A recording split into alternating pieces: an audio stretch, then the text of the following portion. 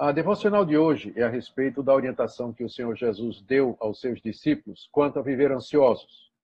Essa orientação se encontra no sermão chamado de o Sermão do Monte, que Jesus proferiu, indicando o lugar de onde ele proferiu, e que nós encontramos no Evangelho de Mateus, no capítulo 6. Encontramos partes dele também no Evangelho de Lucas e nos outros evangelhos. Particularmente, Lucas é quem mais reproduz, ou pelo menos tem o mesmo material de Mateus. Ali naquela passagem que nós vamos ver, onde Jesus fala a respeito da ansiedade, ele quer orientar os discípulos a não se preocuparem com o futuro, especialmente com as coisas básicas da vida. E a razão para isso é que, durante a sua pregação, Jesus tinha acabado de dizer que ninguém pode servir a dois senhores, porque ou se dedica a um ou se dedica ao outro. E ele disse, ninguém pode servir a Deus e às riquezas. Os discípulos, então, poderiam entender aquilo como sendo uma chamada a uma dedicação absoluta às coisas de Deus, sem preocupações financeiras, ou então uma proibição até para que eles pudessem trabalhar ou ganhar o seu pão. O Senhor Jesus, então, explica que o que ele está proibindo é que os discípulos tenham uma vida de ansiedade diante das preocupações normais que nós temos para com as necessidades básicas da vida, comida, bebida e vestuário. O Senhor Jesus, então, lhes orienta a respeito de não viver ansioso e usa seis argumentos para ajudá-los a perceber que viver ansioso não é a vontade de Deus para eles. Eu quero ver com vocês essa passagem e eu queria então que você prestasse atenção agora no texto que nós iremos compartilhar. Aqui está, é o texto de Mateus 6, de 25 a 34. Palavras do Senhor Jesus. Por isso vos digo, não andeis ansiosos por vossa vida, quanto ao que haveis de comer ou beber, nem pelo vosso corpo, quanto ao que haveis de vestir. Não é a vida mais do que o alimento, e o corpo mais do que as vestes? Observai as aves do céu. Não semeiam, não colhem, nem ajuntam em celeiros. Contudo, vosso Pai Celeste as sustenta. Porventura não valeis vós muito mais do que as aves? Qual de vós, por ansioso que esteja, pode acrescentar um côvado ao curso de sua vida? E por que andais ansiosos quanto ao vestuário? Considerai como crescem os lírios do campo. Eles não trabalham, nem fiam. Eu, contudo, vos afirmo que nem Salomão, em toda a sua glória, se vestiu como qualquer deles. Ora, se Deus veste assim a erva do campo, que hoje existe e amanhã é lançada no forno, quanto mais a vós outros, homens de pequena fé? Portanto, não vos inquieteis dizendo, o que comeremos, que beberemos, ou com que nos vestiremos? Porque os gentios é que procuram todas estas coisas. Pois vosso Pai Celeste sabe que necessitais de todas elas. Buscai, pois, em primeiro lugar o seu reino e a sua justiça, e todas estas coisas vos serão acrescentadas. Portanto, não vos inquieteis com o dia de amanhã, pois o amanhã trará os seus cuidados, basta ao dia o seu próprio mal. Palavras do Senhor Jesus, que elas sejam usadas por Deus no nosso coração, nesses momentos de preocupação. Queridos, aqui nesse texto que nós acabamos de analisar, conforme já falei, o Senhor Jesus orienta seus discípulos a não viver uma vida de ansiedade ou preocupado com o futuro. Aqui a proibição dele, não andeis ansiosos por vossa vida. Viver ansioso é viver com o coração e a mente divididos, porque na raiz da palavra ansioso está o conceito de divisão na língua grega. E, como vocês sabem, uma mente dividida, puxando em várias direções, ela não encontra repouso, ela não encontra descanso. Ela fica inquieta, em turbilhão, alvoroçada. Por isso que as pessoas se debatem na cama à noite, elas não conseguem dormir, porque sua mente está indo em diversas direções. O Senhor Jesus aqui está proibindo que os discípulos vivam dessa maneira. É claro, o Senhor Jesus não está se referindo aqui à depressão ou qualquer outro sentimento, alguma experiência que nós temos negativa e que é causada por algum desequilíbrio, algum afetamento dos hormônios ou da química do nosso cérebro. Isso aí precisa ser tratado e não tem nada na Bíblia contra isso. Mas nós vamos ver aqui que a ansiedade a que Jesus se refere é exatamente a falta de confiança na provisão de Deus. Isso o Senhor Jesus proíbe. Ele quer que os seus discípulos não vivam ansiosos, mas vivam tranquilos, contentes, mesmo diante das incertezas que o mundo pode nos oferecer. Depois de dar essa ordem, Jesus explica especificamente quanto ao que os discípulos não deveriam ficar ansiosos. Não andem ansiosos quanto o que vocês vão comer, com o que vocês vão beber e quanto ao que vocês vão vestir. Comida, bebida e vestuário, as três coisas básicas que nós precisamos para a nossa vida. É aquilo que é necessário para o nosso sustento. Jesus diz: não andem preocupados com estas coisas. Não vivam perguntando de onde virá o pão, ou de que maneira eu vou me vestir amanhã, ou e se eu começar a passar necessidade, será que eu não terei o suficiente para mim? O Senhor Jesus não quer que nós vivamos dessa maneira. E em seguida ele apresenta 6 argumentos. Esses 6 argumentos, eles são colocados na seguinte ordem. Em primeiro lugar, um argumento do maior para o menor, que eu vou explicar. Depois, 3 argumentos do menor para o maior. E, em seguida, mais 2 argumentos tirados da observação religiosa. Vamos ver o primeiro argumento do Senhor Jesus, que é do maior para o menor. E que nós temos aqui ainda no verso 25. Ele diz: não é a vida mais do que o alimento, e o corpo mais do que as vestes? O que ele está dizendo é um argumento muito simples. Quem dá o maior, dá o menor. Quem pode mais, também pode o menos. Se Deus nos deu vida e nos deu corpo, quanto mais as condições para isso, que é exatamente o ponto dele aqui. Não é a vida mais do que o alimento? Ora, se Deus nos deu a vida, quanto mais o alimento que nós precisamos para sustentá-la. E também não é o corpo mais do que as vestes? Ou seja, se o nosso Deus, ele nos deu o corpo, se ele nos fez, ele nos criou do nada, nos criou do pó da terra e nos fez para sermos seus, será que ele não pode dar as vestimentas necessárias para cobrir esse corpo? Veja como o argumento de Jesus é tão simples. E o que acontece é que a ansiedade, ela tolda a nossa mente, a nossa capacidade de raciocinar e de argumentar, porque se nós fôssemos raciocinar, nós perceberíamos que nós não temos motivo para ficarmos ansiosos.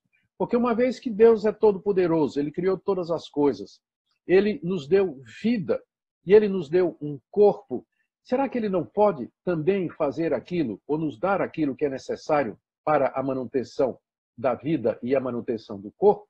Esse é o primeiro argumento, que vai do maior para o menor. O segundo argumento de Jesus é do menor para o maior, vai no sentido inverso. E tem a ver o seguinte: se Deus cuida das coisas pequenas, quanto mais das maiores. Se ele dá atenção àquelas que são mais insignificantes, quanto mais aquelas que têm um grande valor para ele. E está aqui no verso 26. Ele manda que os seus discípulos observem as aves do céu. Havia muitos passarinhos na Palestina, e eles estavam em todo lugar. Jesus pede que os seus discípulos levantem os olhos e que eles observem como os pássaros vivem. E Jesus especialmente destaca o seguinte: eles não semeiam, eles não colhem e eles não ajuntam em celeiros. Ou seja, eles não estão envolvidos, eles não estão preocupados, trabalhando dia a dia em acumular comida para o restante da sua existência. Você nunca viu um bem-te-vi com enxaqueca pensando, né, o que é que ele vai comer amanhã. Contudo, apesar dessa despreocupação dos passarinhos, vosso Pai Celeste sustenta.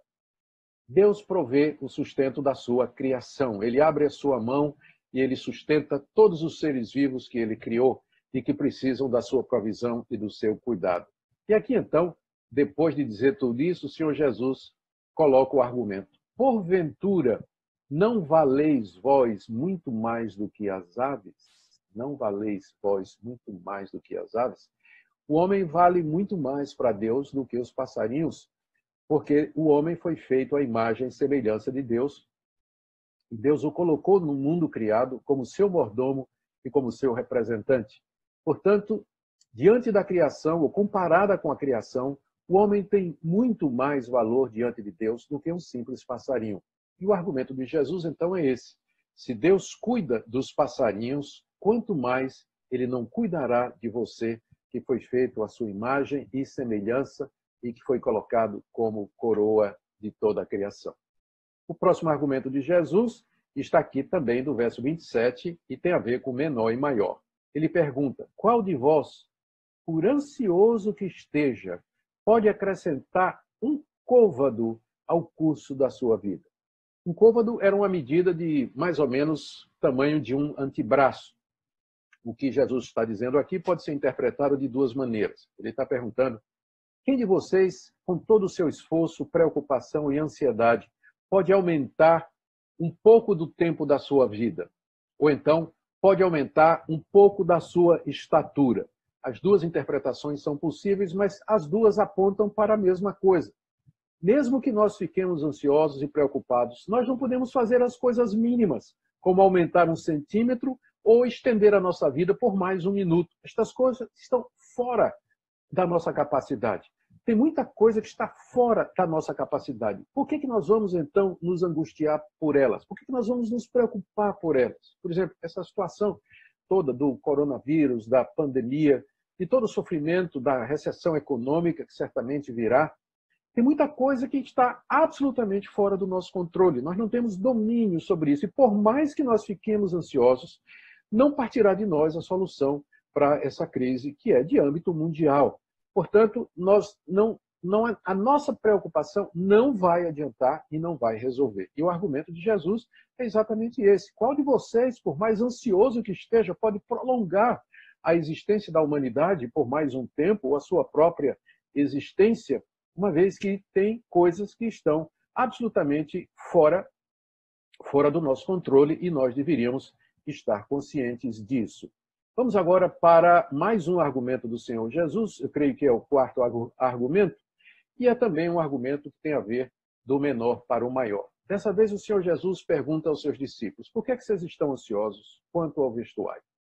Considere como crescem os lírios do campo.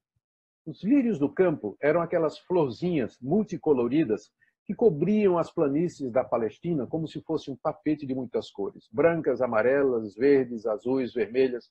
Um espetáculo maravilhoso na primavera. E elas eram belíssimas e formavam um espetáculo grandioso, bonito de se ver. Entretanto, aquelas florzinhas, com o passar do tempo, poucos dias, saindo o sol inclemente da Palestina, elas haveriam de murchar, haveriam de secar. A dona de casa passava por aqueles campos, colhendo aquelas folhas murchas, secas, e as levava para casa para servir de combustível ao seu fogão. O ponto de Jesus é esse aqui, olha. Olhe esses lírios, eles não trabalham, eles não fiam, eles não ficam tecendo a sua roupagem. Contudo, eu vos afirmo que nem Salomão, em toda a sua glória, se vestiu como qualquer deles. O rei Salomão é conhecido, além da sua sabedoria, pela riqueza do seu reino. Ele era riquíssimo, vivia em grande opulência no palácio em Jerusalém. As suas roupas eram bordadas com ouro, com prata, pedras preciosas, e era conhecida a beleza do seu palácio, de tudo que acontecia, de tudo que ocorria ali na sua casa e no seu palácio em Jerusalém. Jesus pega exatamente o homem mais rico que nós conhecemos da história bíblica e diz assim, que nem mesmo ele, no caso Salomão, conseguiu se vestir com tanta beleza como os lírios do campo. E aí então vem o ponto de Jesus. Ora, se Deus veste assim a erva do campo, que hoje existe e amanhã é lançada no forno, lembra que eu falei da dona de casa jogando no fogo? Quanto mais, olha aqui mais uma vez o argumento de Jesus, a vós outros. Quanto mais a vós outros. Se Deus cuida, se Deus embeleza, se Deus veste as flores com a beleza dessa, flores que são passageiras, quanto mais você, que foi feito à imagem de Deus, que tem uma alma eterna, que estará com o Senhor Jesus para todo sempre, viverá com Ele na glória, com o corpo da ressurreição.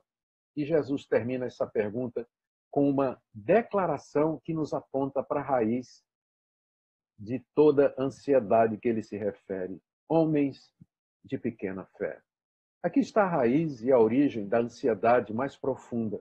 É a falta de fé em Deus. É uma pequena fé num Deus tão grande. um Deus que criou os céus e a terra, o Deus que nos deu vida, o Deus que nos deu o corpo, o Deus que cuida dos passarinhos, o Deus que cobre as flores do campo. Falta de confiança na provisão de Deus nos coloca num estado de ansiedade, de preocupação com relação ao futuro, o que vamos comer, o que vamos beber e o que vamos vestir. É exatamente isso que o Senhor Jesus deseja corrigir nos seus discípulos. E aqui eu aproveito para fazer uma aplicação para nós. Nós não deveríamos, nesse momento, então, examinar o nosso coração para ver se existe, de fato, a necessidade de pedir perdão a Deus pela falta de confiança nas promessas dele, pela falta de confiança na sua provisão e no cuidado que ele sempre tem demonstrado por nós. Nós sempre podemos orar como a oração daquela pessoa que chegou próximo de Jesus, dizendo assim: Senhor, aumenta a minha fé. É o pedido dos discípulos ao Senhor Jesus. Vamos agora para mais 2 argumentos que o Senhor Jesus coloca aqui, com o objetivo de persuadir os seus discípulos a realmente não viver uma vida de ansiedade. Verso 31, portanto, não vos inquieteis dizendo o que comeremos, o que beberemos ou com que nos vestiremos, porque os gentios é que procuram todas estas coisas, pois vosso Pai Celeste sabe que necessitais de todas elas. Sabe que necessitais de todas elas. Queridos, percebam aqui a ordem repetida do Senhor Jesus. Eu vou limpar a tela aqui para ficar mais fácil, para a gente não estar com muitos riscos aqui, né? A ordem repetida. Não vos inquieteis.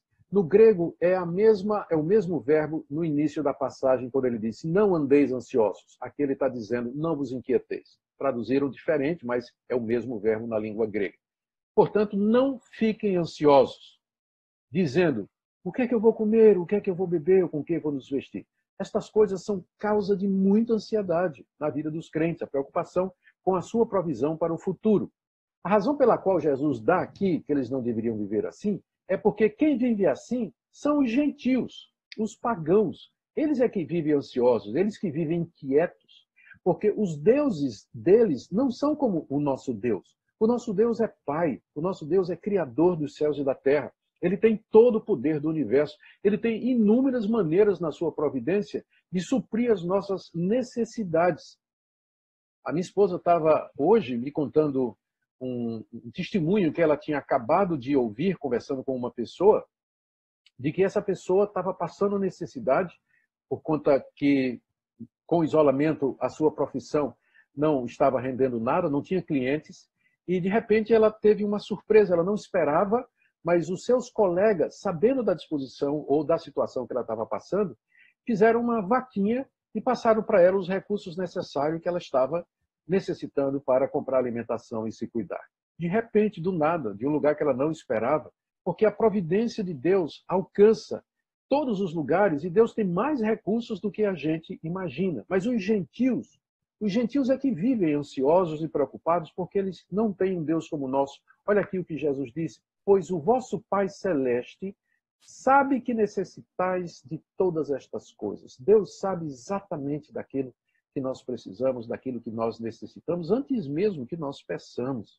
Por isso nós podemos estar tranquilos, porque Ele haverá de prover tudo aquilo que nós precisamos. O último argumento do Senhor Jesus está aqui no verso 33.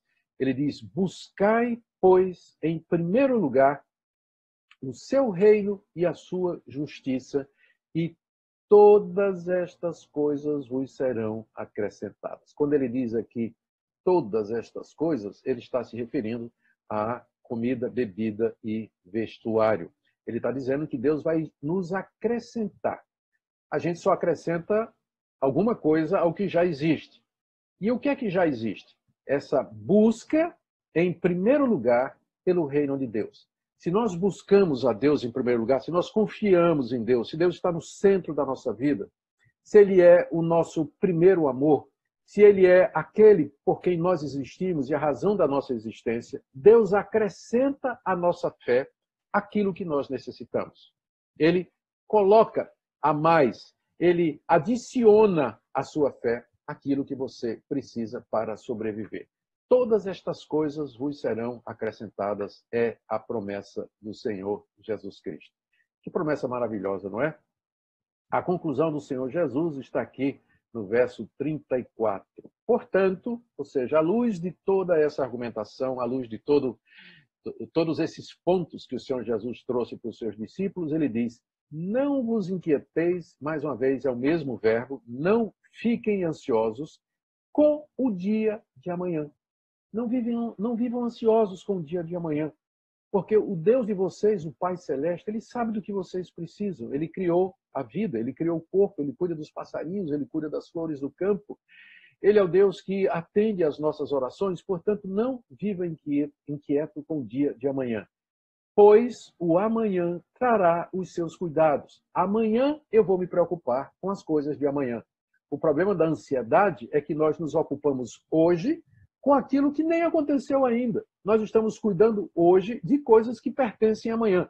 O Senhor Jesus não está falando aqui nós nos precavermos, nós termos uma poupança, nós guardarmos recursos para o dia de amanhã e para o futuro.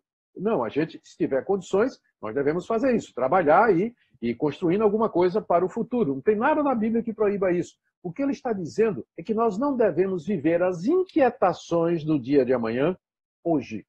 Quando o amanhã chegar, como ele diz aqui, o amanhã trará os seus próprios cuidados. Basta cada dia o seu próprio mal. Eu já tenho males suficientes hoje para ainda acrescentar a estes males os males de amanhã, que nem aconteceram. A verdade é que às vezes as pessoas estão preocupadas com coisas que elas pensam que vão acontecer e que na verdade nem acontecem. A maior parte das nossas inquietações é sobre coisas que a gente teme que vão acontecer e no final a gente acaba tendo uma surpresa agradável, que essas coisas, então, elas não acontecem.